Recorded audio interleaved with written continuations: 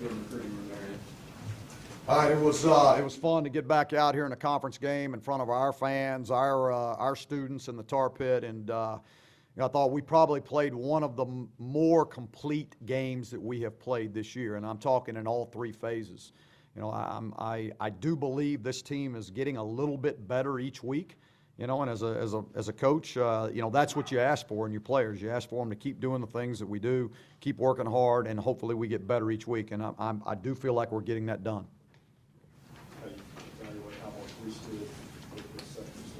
Yeah, I really thought, he was, just for me, watching him pregame, watching him in the locker room, watching how he interacted with the guys, he was as comfortable as he ever is. I mean, nothing was changed about him. And then he got out there and he managed the game very well. Took care of the football really well, which is, when you're in your first start or the second start, I should say, you want to watch a quarterback that doesn't have that kind of experience as how he's taking care of the football. The one that, he got hit and the ball was floating up in there and they got the pick, I mean, you can't really blame him for that one. But I thought he really did a great job of taking care of the football and then moving the chains for us, which is means he's managing the game really well.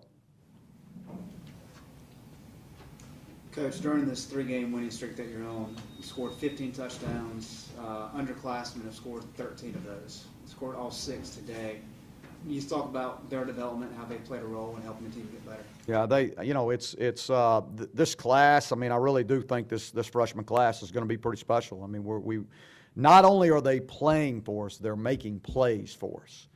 Each and every one. We'll be able to go back and you watch these kids on defense, Mikey Barton, Lawrence, and Dominique and Brian Walker and those guys, and they're making plays for us. They're not just out there. I mean, they're making plays. And then the guys on offense, it's obvious they're making plays. And now again, Lucas Crowley, I don't know how many series he played. I don't even pay any attention to it because I don't even. I mean, you don't see a change. And I mean, Switzer's continuing to make plays, Buggs making plays. Now you got Chris Francis getting in the end zone. So, number 8's doing a good job. I mean, so they're really progressing. I think what you're finding out now is they've adapted to college football. And so now you see their athleticism come out. You see them just starting to play ball and not worry about everything, not worry about making mistakes. They're just playing ball, and they're having some fun out there.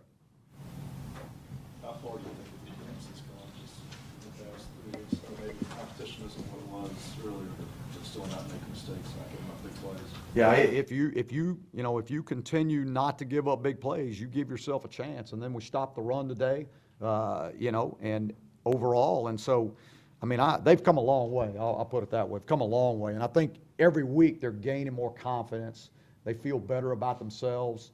And that that helps you. You start getting some confidence and you feel good about yourself. You feel good about each other, and you feel a little bit more accountable to your teammates. So you work a little bit harder, and that's what they're doing.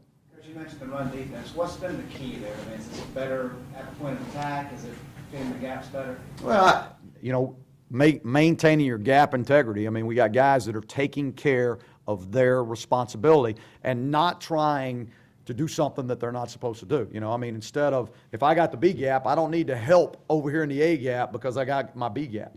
Just take care of your job. And we're doing a much better job of that. Therefore, you see a lot less explosive plays. You're saying that Marquise is the same as he's always been. Did you see him maybe take on some more leadership roles with running around?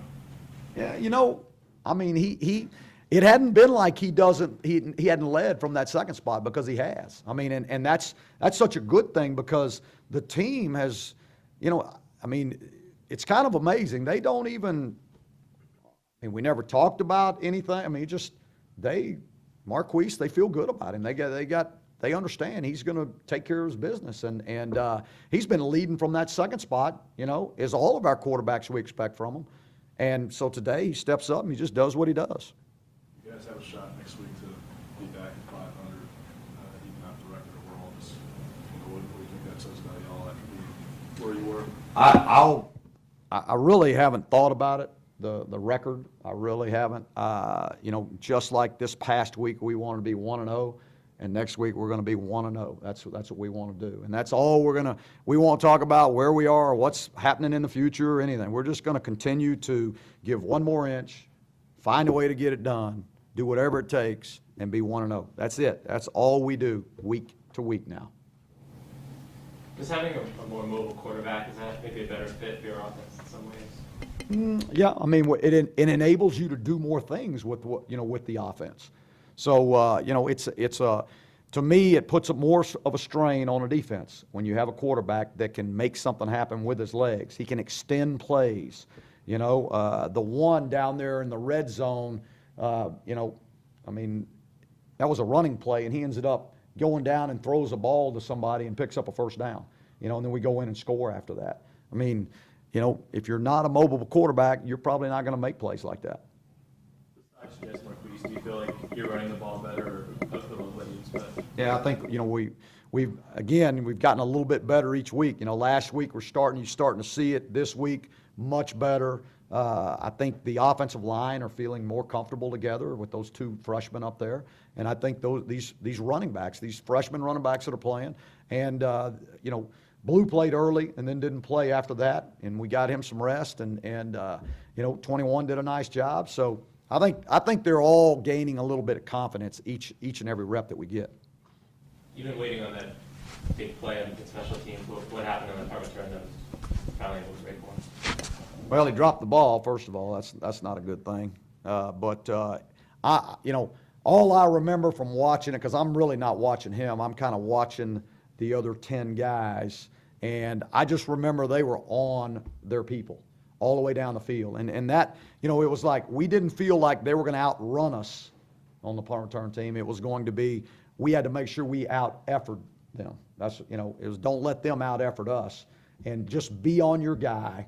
And, those kids, I mean, they have a lot of confidence in Sweats, and he gets a little bit better each week too. All his decision-making back there hadn't been the greatest, but every rep that he gets more confidence. Any of y'all ever caught a punt?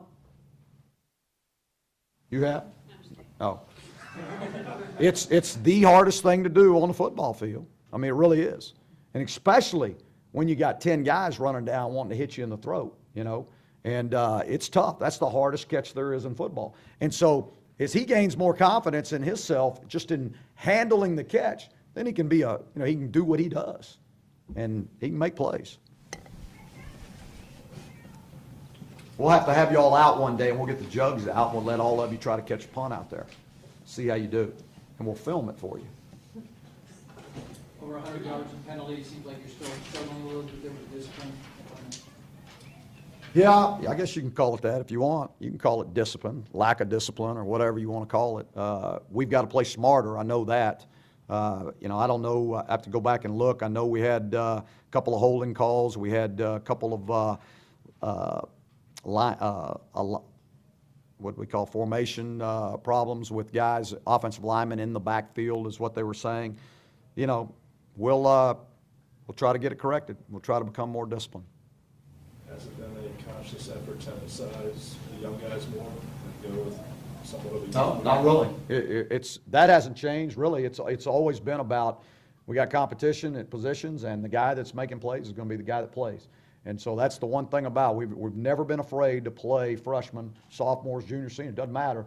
Whoever's showing that the team's better when they're out on the field, that's who's going to play.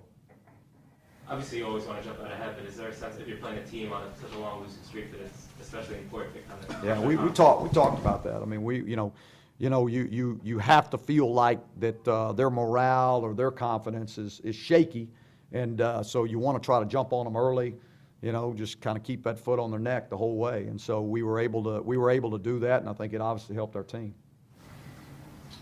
Yes. All right, thanks. Thank y'all.